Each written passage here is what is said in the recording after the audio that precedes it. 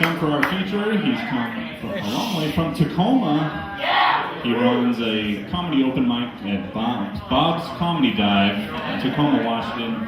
Happens weekly. Please give a big warm welcome to Mr. Taylor Bonzer, everyone.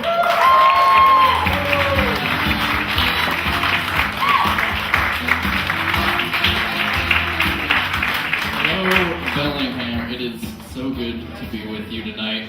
I love doing comedy. It takes you a lot of places. I am from Tacoma, or as we like to call it, the dumber, less crowded Seattle. People, if you ever travel out of state, they're like, oh, Tacoma, is that a city? And you're like, well, it's shaped like one. They'll fool you. You'll get right into the middle of the city, and then you'll just see one of the buildings as a cutout, and then it's real quiet, real scary. But yeah, I get to do comedy in a lot of different places. Some of them not as nice as this.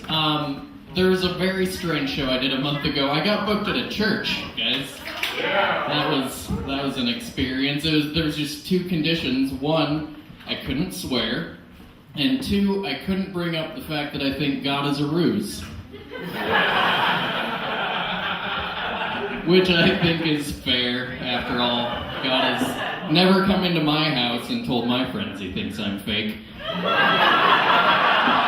For the record, that would be hilarious if he did that. I would pay that act. Yeah, it was weird being in a church because I grew up very religious, but I'm not anymore. I still keep track of their news stories because it's very funny. I don't know if you guys remember, a while back, the Pope actually said that dogs can now go to heaven. That's pretty exciting, I guess. Dogs. My first thought, someone was like, nope. I like that guy. My first thought when I heard that was, wow, us white people really are trying to take our dogs everywhere, aren't we? And then, well, I mean, first of all, how do you feel as the Pope getting that question? You're like, I'm the highest religious authority. I'm the closest thing you have to speaking with God. What questions do you have? And they're like, hey, can my dog come to heaven? Sure. Whatever you want, weirdos. He put a caveat in place. About 2 weeks later, another article came out. He said, actually, guys, only Catholic dogs can come to heaven. Gotta take that one back. Which I think is sketch a little bit. Like, I mean, I don't know how a dog can be Catholic. I don't know if you guys had to read the beginning of the Bible, the really boring shit. But there's actually a portion where they basically spell out what to do when you relieve yourself. And I'm not going to run through it word by word, but it's not roll around in it and save some for breakfast. They actually say that you gotta bury your hot ploppers. And in that regard, I think cats make the better Catholics, right? Does anyone in here know what book of the Bible they spell out turd etiquette? It's the book of Deuteronomy. Right? I'm not making that up. Next time you're getting all judgy towards Christians about the Crusades or the Inquisition, just remember they did give us the world's first poop joke. And I think that's worth something. The part I like best about that is supposedly like Moses and God like took down the first chunk of the Bible, the first however many books. So there would have been a conversation where God was like, wait a minute, did you just wait, Deuteronomy, that's the book where I told you to bury your turds? Moses was like, yes, Lord, why? No reason, it's a great name. You should totally go with that name. And just like, Numbers was before that, it was about all these numbers, and then like this one is like about all our duties, so it's like Deuteronomy, and God's like, yeah, great idea, go with it. It'd be great once it's transferred 1,000 times from Aramaic.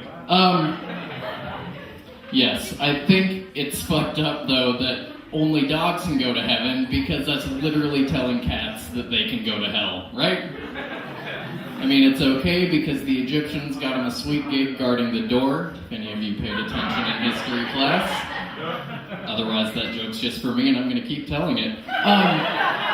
But yeah, you couldn't have more than like 2 or 3 animals tops in heaven because they all want to kill each other. That much is clear. Every male discovered that when we were young and took 2 insects and put them in a jar and just checked to see if they'd kill each other, you know? And I don't know what it says about the young male mind that all of us were like, if I imprison these 2 intricate, beautiful creatures in a jar, will they slay each other? But what does it say about nature that the answer was always yes immediately? Like, you just put a spider and an ant, and they're like, who's this motherfucker? I'm gonna tear off all of his legs and eat him. And then the other one's like, let me show you my stinger, bitch. They don't even think about, like, maybe we can get out of this jar. It's not, the first thing they do is just murder each other. But if you read the Bible, supposedly God made all of these animals with the intent of them all getting along, and then we fucked it up. But anyone who believes that a sentient being would create a wide array of creatures just for them all to live in peace has clearly never watched BattleBots. Fighting is the first thing you make them do. If anything, insects were God's BattleBots. There would have been one angel that came up while they were setting everything up and been like, hey, all of these animals are getting along. What's with all the razor sharp teeth and claws? Out of curiosity. One of them would have come up with a blueprint like, hey, this is for the snake. This is just a tube of poison with fangs on it. Who's he getting along with? You know, like, you made him crawl around on the ground. Someone's gonna step on him and it's gonna hurt his feelings. Maybe put, like, some legs on him or a jetpack. God was like, no, it's fine. Let's just make a landmine with feelings. It's a great plan. If any of you are Bible nerds or had to do all that stuff when you were a kid, you would actually know that supposedly God, like, made snakes with legs, and then there's some mix-up with some fruit, and then he cursed them to crawl on their bellies forever. Which I think is actually a blessing in disguise, because snakes have killer abs. Right? Follow me here, everyone. My theory is that humans are all out of shape because we have too many muscles. Because if you ever talk to someone who does CrossFit, they have arm day, they have leg day, they have cardio day. It's too many fucking days. Snakes have one day, everyone. It's fucking ab day, every day. They just get up and working it like, what's up? What's up? How in shape would all of us be if we had to feed ourselves with only our core strength every day? We would all be in great shape. That's why snakes are all so skinny, guys. It's just science. I don't know if any of you guys did that thing when you were a kid and you found a snake crawling around and you grabbed it by its tail and lifted it up. There was this, like, triumphant moment where you're like, you know, I was kind of afraid of you, snake, but now your face is down there, your ass is up here. Who's the boss now? And then snakes do this crazy ass inverted sit-up. Like Clint Eastwood in Escape from Alcatraz. I had that happen to me when I was 6, and I jumped back like 10 feet and was like, fuck this, I'm never messing with snakes again. I have a lot of respect for snakes. Mostly because they're one of the few animals left that will try to eat a human being. Not a lot of them around. Like, everyone thinks we are at the top of the food chain because we're these smart alpha predators. I think we just don't taste good. Like, there's some solid evidence. They're like, I don't think we're at the top of the food chain. I think we're not on it. Like, I don't think we're on the menu. Okay, so, like, follow me on this. Who has watched a news story about a shark attack? Anyone notice that the shark just goes up, takes one bite, and then fucks off back into the ocean? That's what I do with oatmeal raisin cookies that I thought were chocolate chip. The shark's like, oh, I'm sorry. I thought you were some hairless retard seal. Sorry about all that blood, though. That looks terrible. Bye! Sorry about your toddler's arm, or whatever. Bears also don't seem to think humans taste very good. If you play dead in front of a bear, they will bat you around on the ground like your broccoli that its mom wants it to eat. And then they just leave. And in our minds, we're like, I totally outsmarted that bear. And I think in the bear's mind, it's just like, I can do better. someone came up to me after a show and was like, you know, crows and vultures still eat humans. I was like, I have seen crows eating old mattresses. That does not count. If you gave a crow a choice between a human and an old mattress, they'd be like, I don't know, which one's closer, honestly. No animal has ever been that excited about eating a human being, and I think in that regard, we are like the almond joy of the animal kingdom, right? There's a reason I like, that's my favorite joke, and it's because anytime I tell it, the audience breakdown is as such. 90% laughter. 9% think I've just picked a fight with a, like an Emmy-winning rapper, like I'm taking down Big Candy. They're like, oh shit, he didn't say that about almond joy. And then one motherfucker, there's always just one who's like, I like almond joy. You hear it bounce off the wall. Come back to the front of the room. The bizarre thing about it is there's never more than one person in a room that likes almond joy, but there's never less than one person in a room that likes almond joy. I can't fucking figure it out. It's a scientific anomaly. That's not even part of my material. It boggles my mind every time. I'm gonna check how much time I'm at here. Chickens are like the Reese's peanut butter cup of the animal kingdom though, right? Instead of the perfect combination of peanut butter and chocolate, they're the perfect combination of has delicious wings and cannot fly. That's a miracle. Have you ever walked past like a pigeon or a crow on the street and they're eating something? So they don't quite want to fly away, but they're still kind of freaked out by you, so they do this weird hop skipping. They're like, shit, shit, shit, shit, shit, shit. That's a chicken's whole life. We should feel bad for chickens. But, I don't know, I think when you don't taste very good, you have a lot of time to invent computers. You don't have a lot of stuff chasing you down. Sort of like when I was in high school, I had a lot of time to learn how to use computers because nobody wanted to have sex with me. You know? You don't have to go, oh, that's... See, when you don't laugh at the joke, that's when I have to kill myself. But yeah, I think there's solid, like whenever you taste good, all you ever learn to do is run. I think zebras are a great example of this. I've watched a lot of Animal Planet. Zebras can run up to 40 miles an hour, but they are morons, everyone. Pay attention next time you're watching. I am convinced that a zebra can actually start running before its head knows what's really going on. Because next time, if you watch, they'll be eating some leaves, and then there's a lion or something sneaking up on them, and something snaps, and the body takes off, but the head just whips back like, go! Because the body's going, we gotta get the fuck out! And the head's going, what about the leaves? I'm sure at some point there was a zebra that was like, you know, we could take some leaves with us if we had like a bucket. And then he was torn apart by hyenas immediately. I think if we tasted just a little bit better than a zebra, we would all be extinct and the world would be ruled by striped horse people, probably. Because if you think about it, we're not good at very much. Like, we don't run that fast, we don't swim very well, and we don't blend into fucking anything, guys. If I was being chased by a lion, I would have to hope that someone had left a bunch of Old Navy mannequins somewhere. Lions would just be like, I don't know, they all look kind of vanilla and soulless. Our closest living relative in the animal kingdom is a chimpanzee, and when they feel threatened, they scream and throw their own feces. That's a hell of a legacy.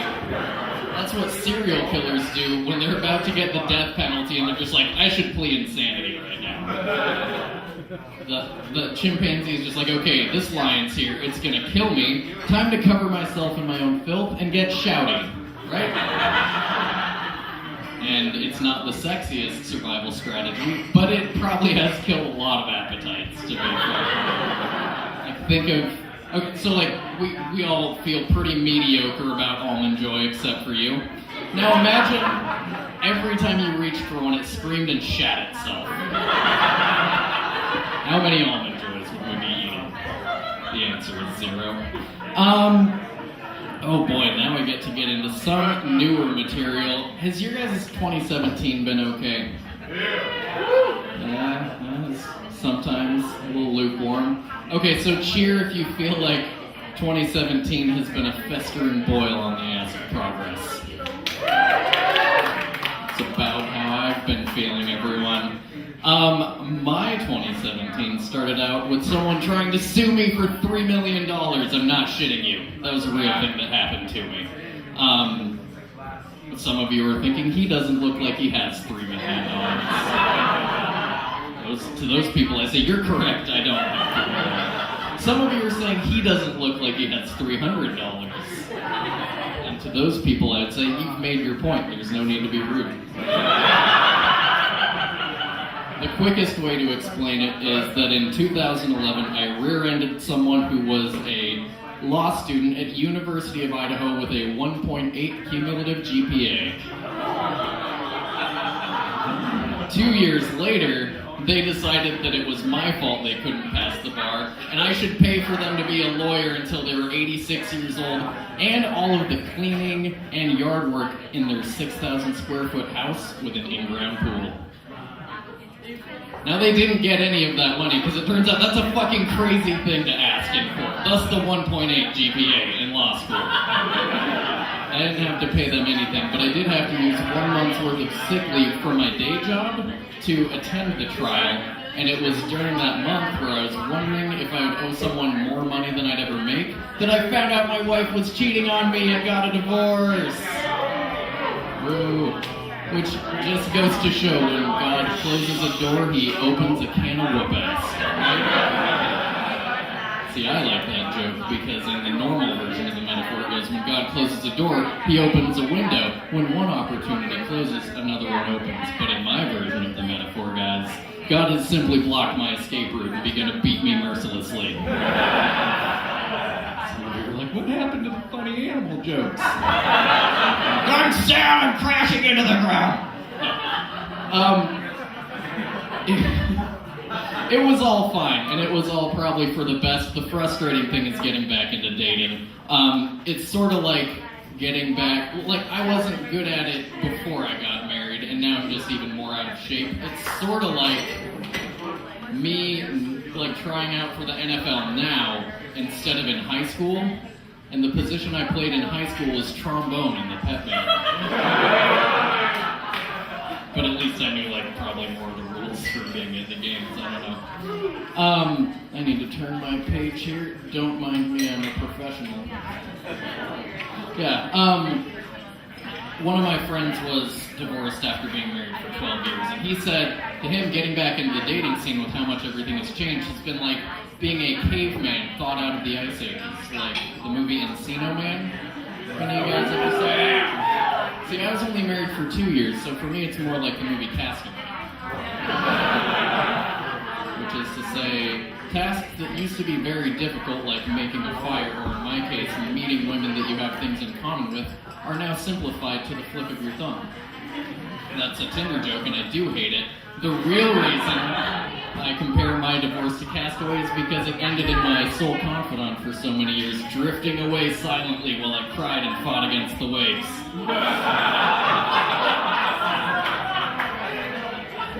Again, I'll only kill myself if you don't laugh. Guys, it's okay. Wilson was so much more likable than my ex. A better personality for sure.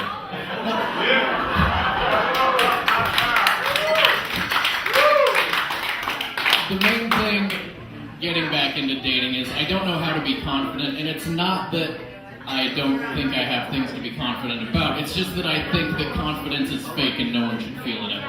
Right? I was raised in, as you gathered before, a very Christian household, and they had lots of sayings like, the meek will inherit the earth, or pride comes before the fall. Anytime you started feeling good about yourself, one of those would come out. Or another one of my favorite sayings, Taylor, you're not smart enough to be an astronaut. You throw up all the time for almost no reason. It's just not in the cards, buddy. I like the meek will inherit the earth, though. Like, I work in a cubicle as my day job, surrounded by the most meek people on earth, and they aren't inheriting shit. Some old furniture, some precious moments, porcelain figurines, and a ozone riddled with holes in it, right? Am I right?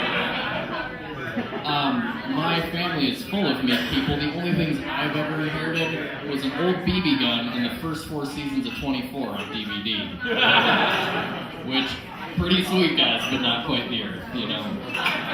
I also like Pride Cometh Before the Fall. That one's a good one because I've spent a lot of time around guys that do have a lot of pride, and mostly pride comes before getting laid. It also comes after getting laid. Whenever I see prideful people, they're just in an endless cycle of having sex and feeling good about it. I just don't know how to ride that horse. I don't necessarily want to be one of those people, but my home, they taught me to, like, show people you're great, don't tell people about it, because telling people you're great is obnoxious. And I kind of like that message, but it's sort of like telling someone to spend a lot of time and money on a big budget movie and then nothing on advertising. It's a little frustrating. And I've been in relationships before, but a lot of them are just like sort of stumbling viewers, so they get in there like, hey, this is pretty good. We should be like advertising or something. You know, like their female friends will come and be like, where'd you find this guy? And they're like, I don't know. Yeah, the thing is, I'd rather be that, I'd rather have more substance and less advertising than the opposite, which is guys who are like all advertising but no substance. Those are the guys with a lot of like meaningless tattoos, barbed wire, tribal things, things that say like, only God will judge me on their back. That's a good one, because then you get into the real world and you're like, hey, literally everyone will judge you. Constantly. Except God, because he's not real. You got it backwards on there. You know who will especially judge you? It's judges. Like when you very confidently drive drunk or break restraining orders. Lots of people will judge you. I think the female equivalent of the only God will judge me tattoo is the anchor that says I refuse to sink. God. I don't need to write anything for this portion because passion just carries me through. I'm not against the idea of refusing to sink, guys. I think it's a very noble cause. You just picked the worst fucking mascot. Anchors exist exclusively to sink. If they don't sink, ships drift away and people die. You are a very shitty anchor. I remember the first time I saw that. I didn't have to spend time writing this joke. The first time I saw it, I was like, maybe a boat, you know? Maybe that's a better mascot. Or a buoy. You know who fucking refuses to sink buoys? Have you tried to sink a buoy? They fucking refuse. Nope, we're going with anchors. Alright, meaningless. So, yeah, just getting back into the confidence thing, I have a hard time being confident because it's like a foreign currency to me. It's like going from age 1 to 18 on the barter system, and then you get out into the real world and people are passing around paper and bits of metal, and you're like, this is all flashy and cool, but it means nothing, you know? I'd like to laugh at let's just skip that one. Oh boy. So, I think lots of people misinterpret me not being super confident as having low self-esteem, and I don't really have low self-esteem. I think I'm just very good at appraising my own self-worth, which is moderate. Like I don't think I'm selling myself short or over. That's where you want to be. There's occasionally signs, though, that I might have low self-esteem. I went to Costco the other day, accidentally got there 30 minutes before they opened, and I still parked in a really shitty spot. And I didn't even do it consciously. I just got out of my car, locked it, and then turned around and was like, oh, shit.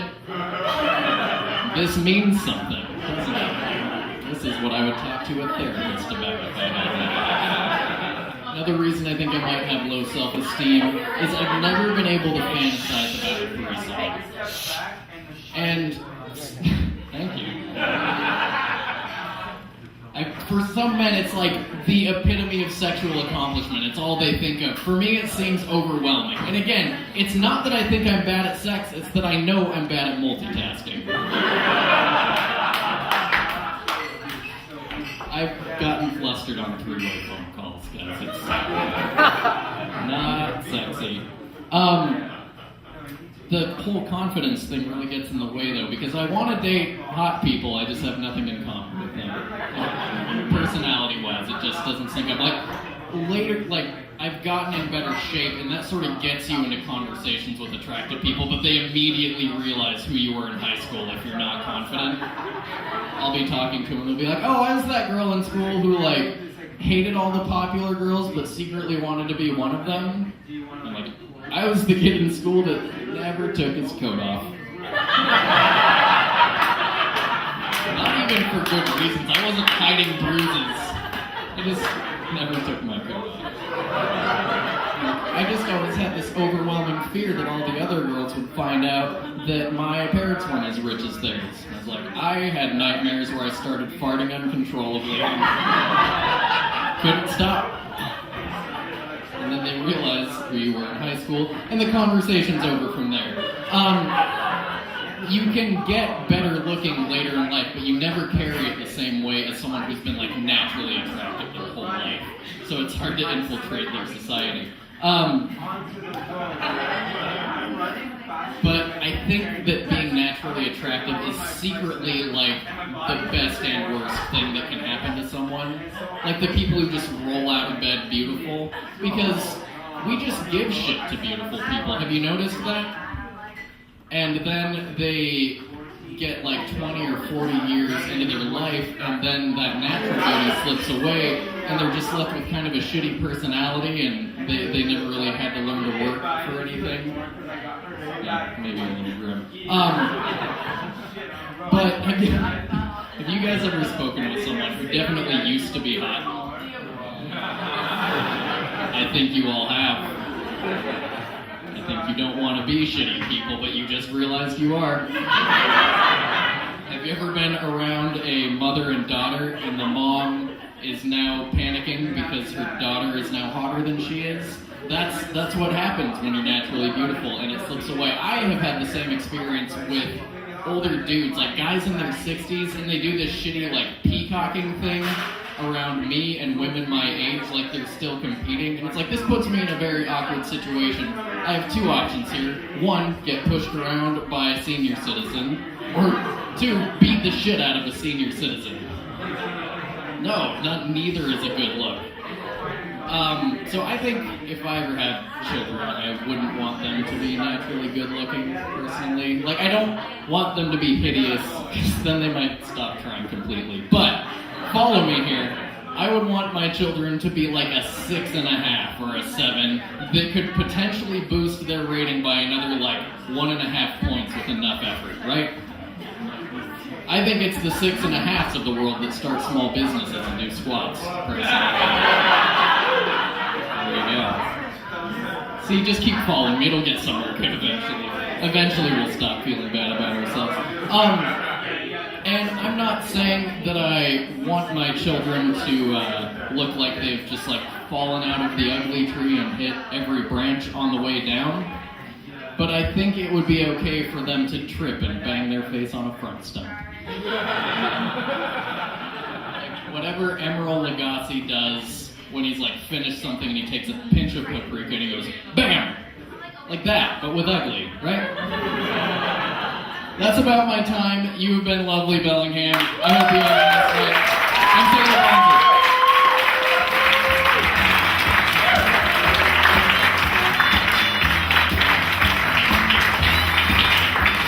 Taylor Bonzer, everyone. Let him hear it. That is our show.